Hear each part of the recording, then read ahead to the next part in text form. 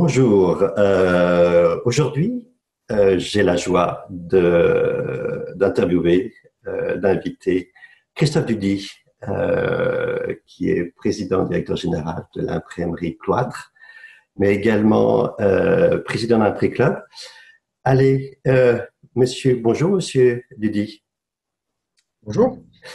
Pouvez-vous nous dire d'abord quelques mots sur vous et nous présenter Imprimerie Club, dont vous êtes le président, l'un des groupements d'imprimeurs les plus importants en France.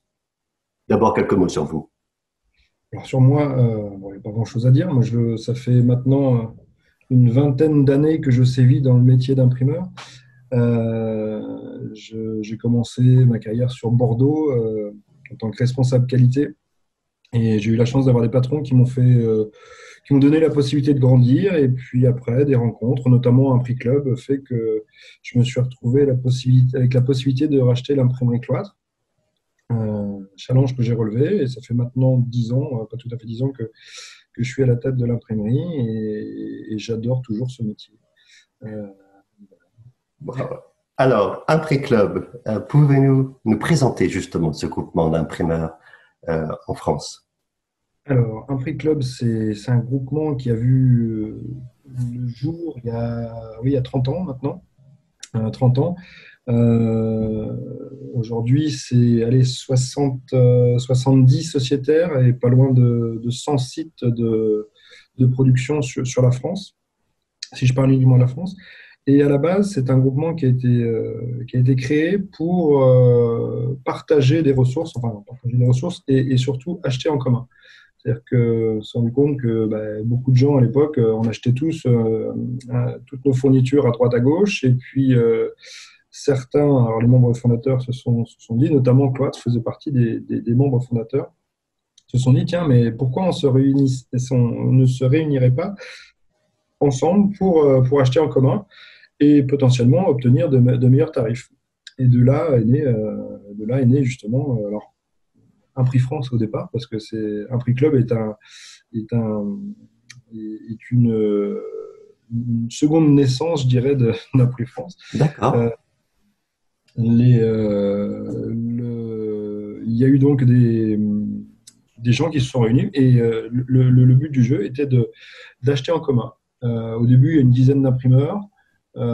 Et puis, au-delà de l'aspect achat, les imprimeurs se sont tout de suite rendus compte qu'en fait, il y avait d'autres choses à faire ensemble, notamment partager des bonnes idées sur les façons de faire, sur les bons achats, les bons fournisseurs, les bonnes méthodes de travail, etc., etc.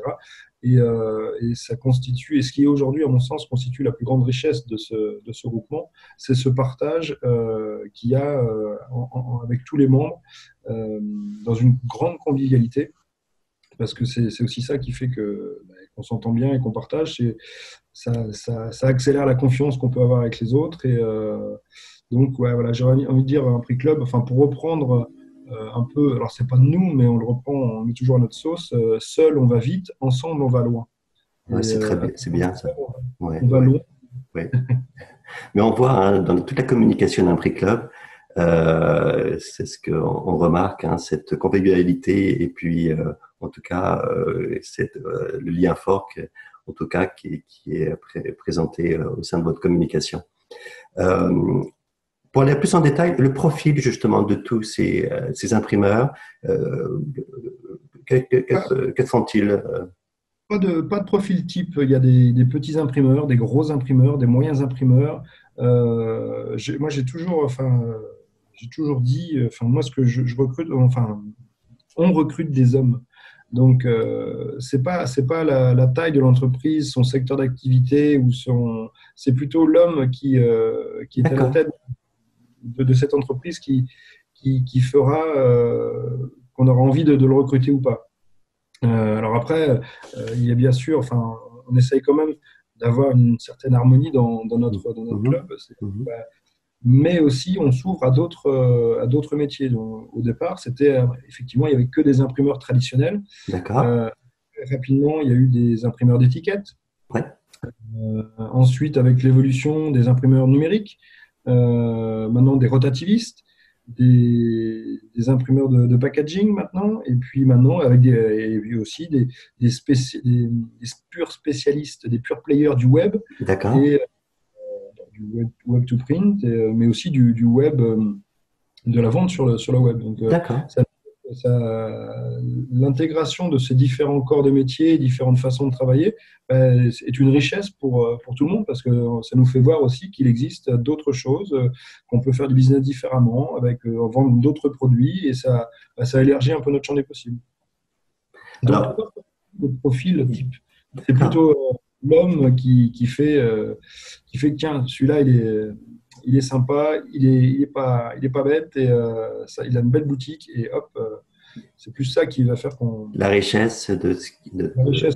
ouais, qui va apporter au sein. Alors justement, donc, je voulais poser la question, comment se fait le recrutement de nouveaux adhérents? Vous avez un petit peu répondu déjà sur comment Ouais, les sélections, donc c'est l'homme surtout, par des l'homme et la... rencontres, par Pardon? des rencontres, Par par des des rencontres. rencontres. D'accord.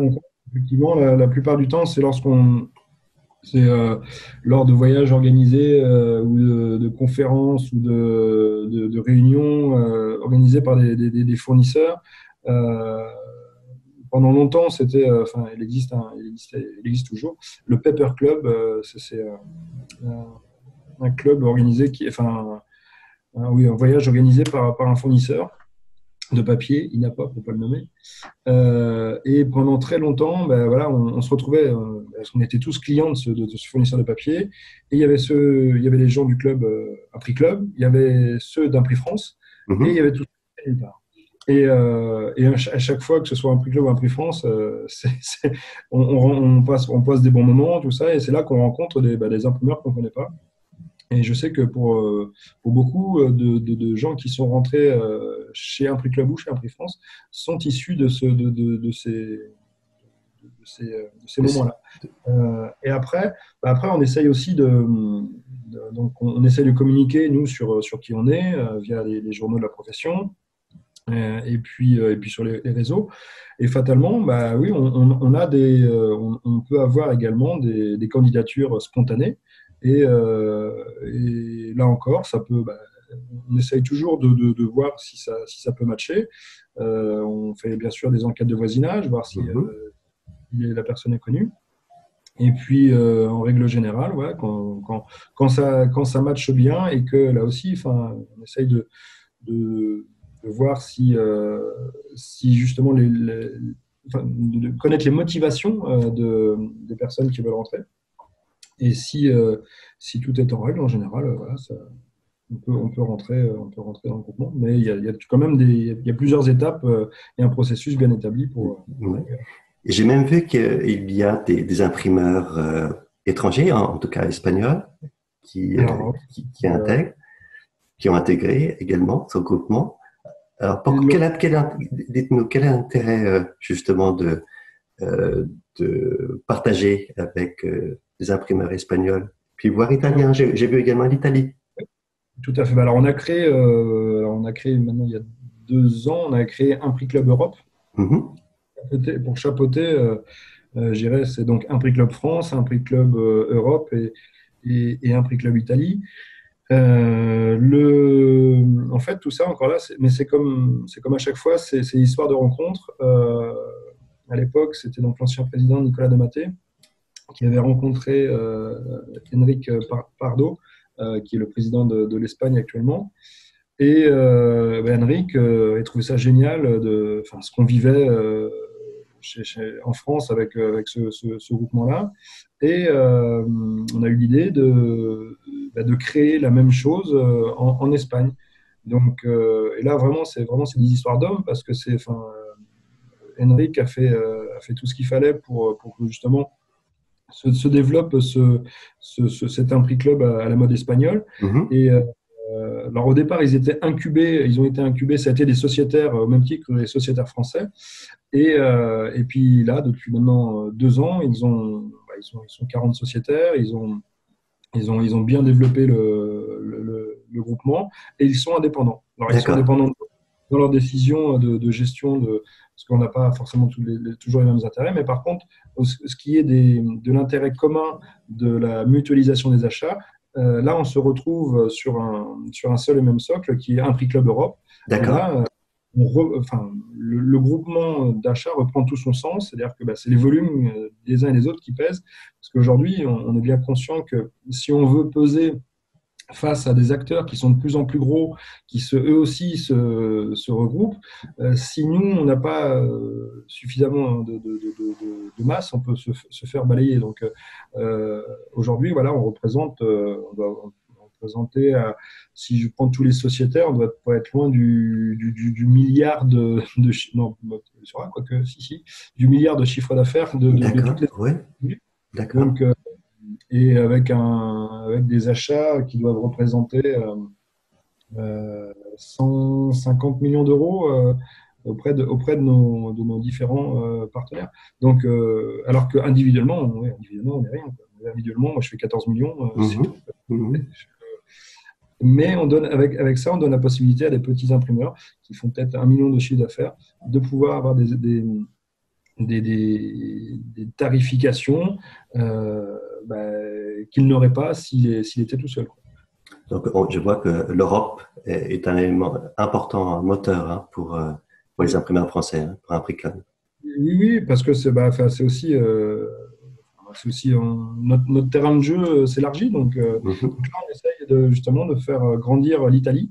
Euh, ça fait partie des challenges qu'on a actuellement. Alors bon, la crise sanitaire que l'on a connue n'arrange pas forcément nos affaires parce que bon, ça a été un peu compliqué. Donc, dans ce genre de période, tout le monde a toujours tendance un peu de se renfermer un peu sur lui-même et sur l'urgence du moment. Mais bon, nul doute qu'on arrivera quand même à faire quelque chose dans d'autres pays. Alors, je vois justement beaucoup d'imprimeurs des pays du Sud, d'Europe du Sud et l'Europe du Nord, l'Allemagne par exemple. Est-ce que demain, des rapprochements seraient possibles?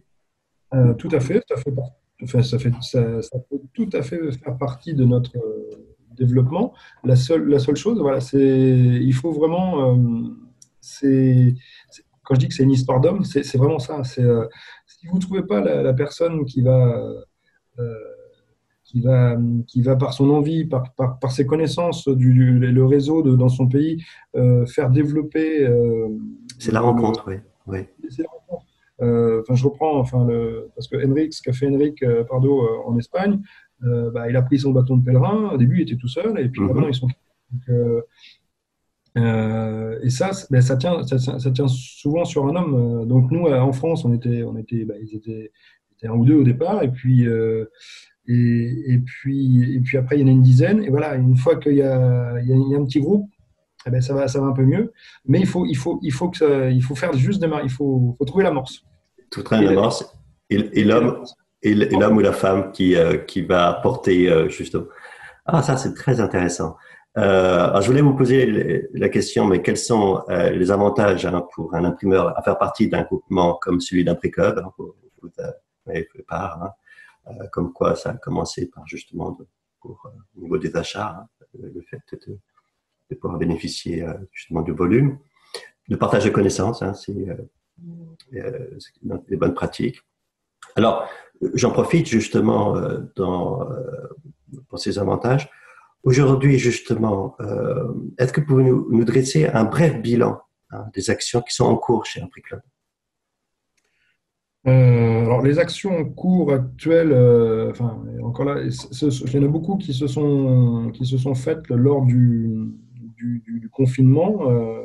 On a essayé, nous aussi, d'aider au mieux nos sociétaires.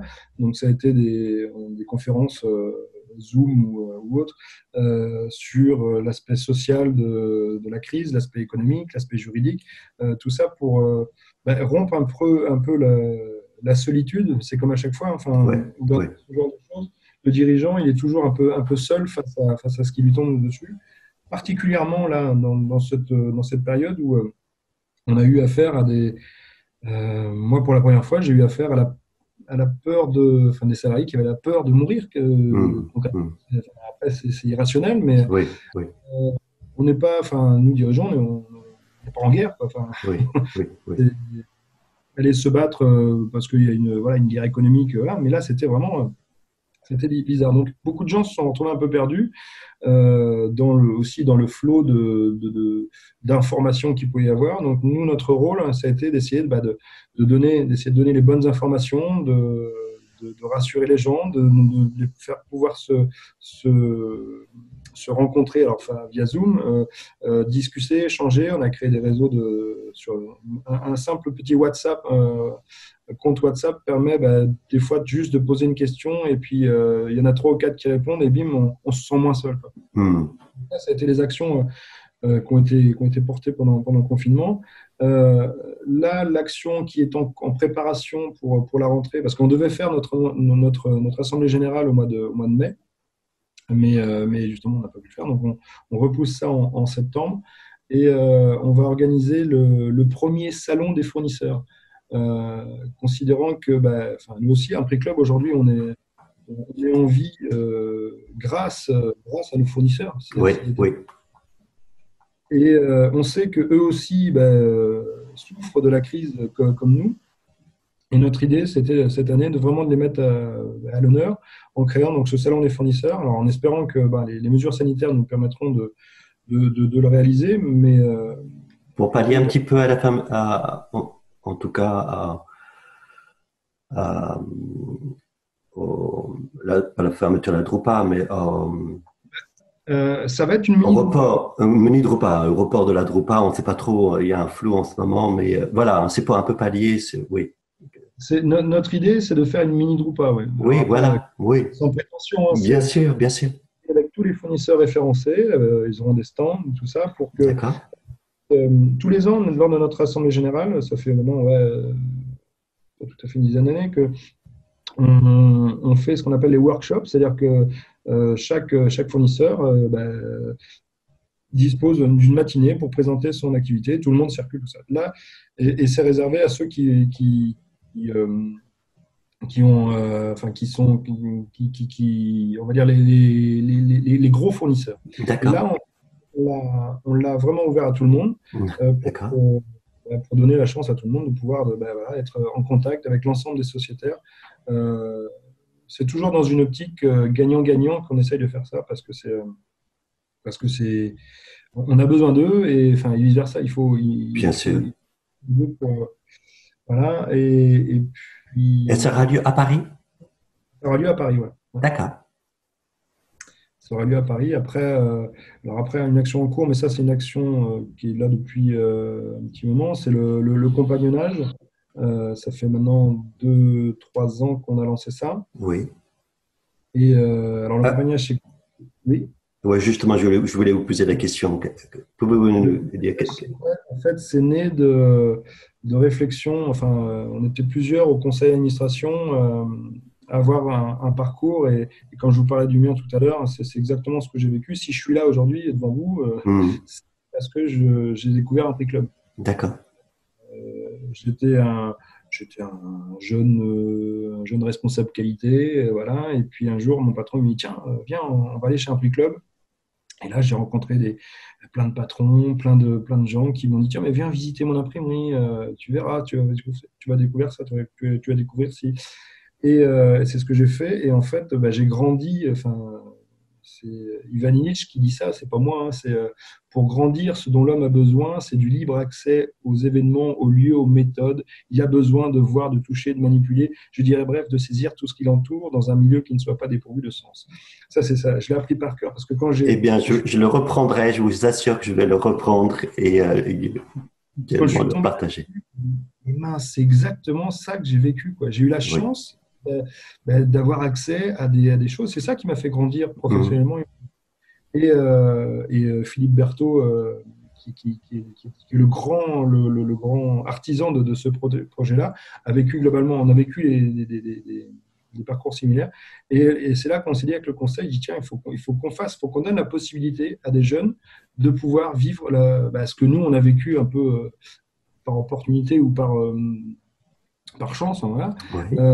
Mais voyons voir si nous, on ne peut pas mettre en place un système qui favoriserait justement l'émergence de talents et puis de faire grandir des des personnes. Donc, on a ouvert ça à tous alors, ce qu'on appelait les jeunes talents ou les jeunes pousses, enfin, voilà, qui souhaiteraient découvrir le métier, grandir là-dedans.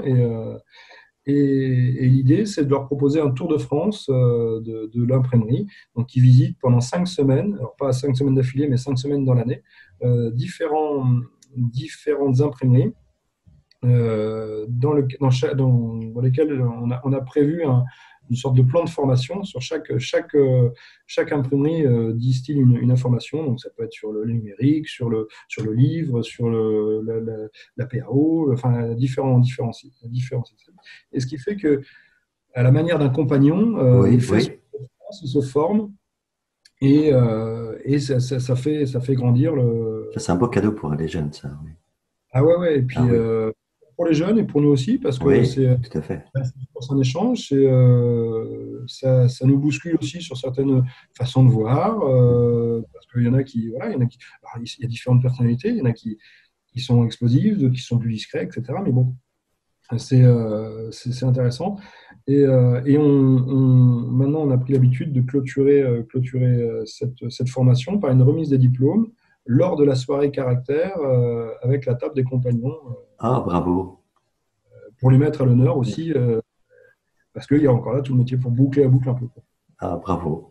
Là, merci beaucoup, hein. Je voulais maintenant revenir plus sur l'actualité et vous demander comment les imprimeurs au sein d'Impriclub se préparent aujourd'hui au déconfinement et surtout à la crise, hein, à la crise, voire aux crises, hein, sanitaires, économiques et sociales. Et quelles sont leurs préoccupations premières? Alors, vis-à-vis d'un prix club, nous, la façon dont on se prépare, on essaye déjà de travailler avec nos fournisseurs pour préparer l'avenir, justement, pour essayer d'assurer notre partenariat sur cette année et sur les années à venir, parce qu'il y a des enjeux économiques là aussi qui sont forts. Donc c'est le job d'un prix club, et on est en cours et ça, globalement, ça se passe plutôt bien. Pour les imprimeurs, la préoccupation, je pense qu'aujourd'hui, elle est commerciale dans un premier temps. C'est-à-dire que, oui, on voit bien que c'est un peu plus difficile d'aller chercher une business et elle va être managériale ou sociale dans les mois à venir. Aujourd'hui, si on fait 10 millions d'euros de chiffre d'affaires à 100 personnes, je prends des chiffres au hasard, Mhm, mhm. on en fait 8, il y aura forcément du personnel en trop. Donc, c'est ça qui m'inquiète donc au niveau de mon entreprise, c'est sûr, mais au niveau de beaucoup de structures où les volumes qui baissent vont fatalement avoir des impacts sur les entreprises. Euh, pour celles pour beaucoup, encore là, enfin, parce que c'est un métier dans lequel on a toujours fait la course aux chiffres, Oui, il faut remplir, c'est là qu'on se rend compte que si on n'a pas fait évoluer le système de façon à trouver de la valeur par autre chose que par du volume, ça peut se compliquer. Donc, je pense que beaucoup de gens se posent la question de savoir justement aujourd'hui comment est-ce qu'on réinvente le modèle de l'imprimerie, d'accord. sachant que 90% de nos entreprises et de nos business sont basés sur le fait qu'on barbouille du papier. Oui, oui, oui. Donc, Donc, on ne peut pas basculer comme ça du jour au lendemain vers un nouveau modèle. Mais l'idée, justement, c'est d'aller vers un peu plus de numérique, vers des métiers qui sont un peu plus, où il y a un peu plus de croissance plutôt que l'imprimerie, où les volumes d'impression diminuent tous les ans. Si on va plus vers la Viscom, vers tout ce qui est affichage grand format, oui, euh, vers le numérique également, tout ça, c'est des secteurs qui sont un peu plus en développement, mais il faut réussir sa transformation. oui, Euh, tout à fait. donc ça, je pense que oui, ça fait partie des préoccupations de beaucoup d'entre nous. Et si ça n'en fait pas partie, il va falloir que ça en fasse partie Oui, rapidement parce que c'est le confinement, on échangeait ça avec justement mais en conférence. Je pense que le confinement a accéléré de 10 ans l'avènement du digital. Euh, on a été contraint et forcé tiens, voilà, comme la réunion qu'on fait aujourd'hui, oui, euh, il y a 6 mois, vous me demandez, tiens, on fait une réunion Zoom. Je dis, attendez, non, on va Tout à fait, c'est vrai. Je dis pas que ça remplace tout, mais ça a pris une part importante dans notre façon de voir. tout à fait. Il y a eu des accélérations. Ce que je regrette, c'est que je trouve ça dommage parce qu'on avait réussi avant le confinement à redonner ces lettres de noblesse au papier. Je trouvais que le papier redonnait de la sainteté. Bon, force est de constater que là, ouais, il a repris un petit coup dans l'aile, mais il a ses vertus et je pense que les gens ils reviendront dessus. Oui, un truc, mais c'est intéressant hein, le fait que vous dites que le volume n'est plus maintenant le critère numéro un pour un imprimeur, et c'est de voir quelle valeur ajoutée maintenant également apporter dans les prestations chez les imprimeries. Ça, je partage votre avis. Alors justement, j'en profite. Dernièrement, des grands groupes comme le Système U ont pris la décision de rapatrier en France leur production. J'aurais voulu avoir votre avis, vous, en tant que président d'Impricub, pour les d'imprimeurs. Rapatrier la production en France, est-ce un rêve ou le début d'une réalité?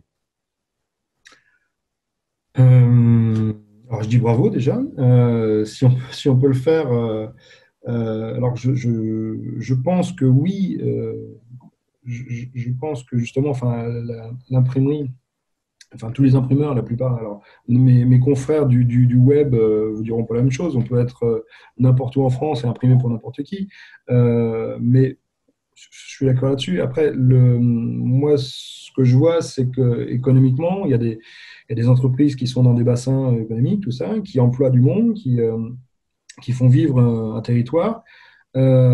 Si le territoire va acheter sans arrêt à droite, à gauche, ce dont il a besoin, mais le territoire va s'appauvrir. Donc, oui, l'économie locale fait vivre le terrain local. Alors après, je sais il y a toujours cette bataille de prix, mais moi je dis depuis le début, le low cost, on en crèvera de toujours vouloir avoir du low cost sans arrêt, sans arrêt, sans arrêt. À un moment donné, il y a une valeur aux choses, il faut juste la payer et on sera tous beaucoup plus heureux. Mais bon, ça c'est plus ça le vœu pieux à mon avis. Le fait que des grands groupes recentralisent leur activité sur la France, je trouve ça très bien. J'espère que ça ne sera pas juste un effet de manche ou juste, voilà, là on se dit, ouais, la France en a besoin, et puis dès que la France ira mieux, hop, on se rebarre en Chine parce que ça coûte moins cher. Ça me dérangera, mais bon, malheureusement, c'est pas demain, la veille, que ça va changer, à mon avis, enfin, sur du long Oui. terme. Mais si ça pouvait au moins changer au niveau des institutions, des mairies, des chambres de commerce, etc., qui ont tendance toujours à aller voir les sirènes qui sont un peu plus loin, alors que justement là, enfin, si eux, il y a bien un sens à ce qu'ils achètent local. Oui, ça c'est parce que globalement, alors moi, en Bretagne, on est peut-être un peu plus, on fait partie d'une association qui s'appelle Produits en Bretagne, où justement, beaucoup de membres sont convaincus de ça, que Hmm. l'économie locale qu'ils ont. Et alors oui, on peut toujours acheter un truc à droite à Et gauche, mais on a vu que c'est vraiment les initiatives locales hein, qui ont pu répondre, notamment pour les besoins de première nécessité ou des masques. On a vu comment des imprimeurs avaient pu répondre et que le produire local avait tout son sens. Ouais. Bravo en tout cas. c'est et encore là, enfin, je peux rêver, mais plus si beaucoup de gens veulent acheter du local, peut-être que justement on se remettra à produire en local, à recréer. Enfin, je vois, par exemple, chez nous, il y a une usine qui a été abandonnée, qui est en train peut-être de renaître de ses cendres pour faire des masques. Eh ben, tant mieux, voilà, Hmm. mais surtout ça parce qu'il y a une demande locale. Après, il faut aussi mettre en place les choses qui rendent possible ces choses-là. Je sais qu'en France, c'est pas toujours simple. Alors, c'était ma dernière question, justement. Comment voyez-vous l'imprimerie à court et moyen terme? Et pour répondre justement à ces défis, hein, donc l'imprimerie en local, le Made in France, Du côté des imprimeurs, quels seraient peut-être les chemins à prendre? On parle beaucoup de l'imprimerie du futur, l'imprimerie 4.0. Comment Hum, voyez-vous l'avenir à court et moyen terme? Alors, à cette question-là, je suis toujours un peu embêté pour répondre. Je n'ai pas ma boule de cristal. Déjà que on a du mal à voir ce qui va se passer la semaine prochaine en carnet de commandes. Euh, enfin, malheureusement, enfin, ce que je vois, c'est que il y a encore des imprimeurs qui vont disparaître parce que bah, les volumes continuent à descendre et puis qu'il y a des transformations. Enfin, le métier est quand même très capitalistique, c'est-à-dire que toutes les personnes qui n'ont plus la capacité d'investir, qui n'ont pas eu à un moment donné un moment charnière, vont se retrouver rapidement dépassés par la rapidité à laquelle il faut aller aujourd'hui pour répondre aux besoins des clients. Euh, Toutes les entreprises qui sont un peu en difficulté, qui n'ont pas suffisamment de trésor ou de fonds propres, pour se laisser le temps de repenser leur modèle ou de le faire évoluer, ben, elles aussi vont se retrouver en difficulté. Donc, malheureusement, ouais, je pense que le métier va encore souffrir, va encore souffrir. Et après, quand j'en ai, ouais, l'imprimerie, ça va disparaître. Non, l'imprimerie ne disparaîtra pas. Elle va évoluer, elle va être différente. Il y aura moins d'acteurs. Je pense des acteurs majeurs par région, soit géographique ou région économique, ou en fonction le terme à la mode, c'est des clusters. Voilà. Oui, oui, oui. En fonction de clusters économiques qui pourraient justement avoir besoin d'un ou plusieurs acteurs sur le truc, mais plus autant d'acteurs comme on a pu le connaître Mm, au début de ce siècle-là, où on était pratiquement 10 000. mm. Aujourd'hui, on est 1000, avec peut-être seulement 300 en capacité d'investissement. Enfin, et encore, donc oui, les chiffres sont pas réjouissants, mais ça ne veut pas dire qu'il n'y en a pas qui vont s'en sortir, et je pense plutôt bien. Et je vois, enfin, ne serait-ce que chez un prix club, là aussi, je pense qu'il y en aura plus, une proportion plus forte des sociétaires en prix club qui vont s'en sortir que ceux qui n'en sont pas, parce que l'échange, justement, euh, la richesse de ces échanges, voir ce qui se passe chez les uns, chez les autres, et voir comment ça bouge, eh ben ça nous booste, C'est tellement ça nous vrai, donne ça. Oui, une vision. oui. Donc, là, et là encore là aussi, je le vois aussi par des regroupements. Tout seul, ça sera de plus en plus difficile. Par contre, bah, voilà, des alliances, toi tu fais ci, moi je fais ça, mais écoute, pourquoi on ne pourrait pas faire ça ensemble et vaut mieux, et ça aussi, c'était encore un ancien d'un prix club qui disait vaut mieux avoir 10% d'un gros truc qui sera là demain que 100% d'un truc qui ne sera plus là demain. Oui, oui, Alors après, bah, c'est des mentalités qui doivent évoluer. oui. Et je pense, ouais, sincèrement, qu'il va y avoir on les voit d'ailleurs, il y a des rapprochements qui se font il y a des rapprochements qui sont très, très, très intelligents et qui vont vraiment dans le bon sens. Et ça, je pense que oui, le rapprochement, quoi qu'il en soit, enfin, dans tous les sens du terme, rapprochement de l'économie locale, le Oui, rapprochement entre acteurs, tout ça pour bosser ensemble, de sera partage. Oui. le salut. Bravo, merci beaucoup. Cet entretien, cette interview, merci vraiment pour ce cadeau. Je suis persuadé, lorsqu'elle va être diffusée, va énormément intéresser énormément d'acteurs. Euh, Très riche. Merci de nous avoir vraiment partagé, en tout cas, l'expérience d'un prix club. De mon côté, moi, je suis très heureux de vous avoir rencontré. Et je serais ravi un peu plus tard également, après peut-être votre mini Drupa. Ça va être intéressant d'avoir vos retours. En tout cas, un très grand merci pour ce beau cadeau que vous nous avez fait. Et je vais être ravi de pouvoir le diffuser sur la plateforme Inkish, hein, que je rappelle, hein, cette interview diffusée sur la plateforme Inkish, sous-titrée en anglais. On sera ravi de répondre chaque fois aux questions qui seront posées. Un très grand merci, Monsieur Christophe Dudier, en tout cas, pour Merci à vous. toute cette expérience. Merci. Au revoir.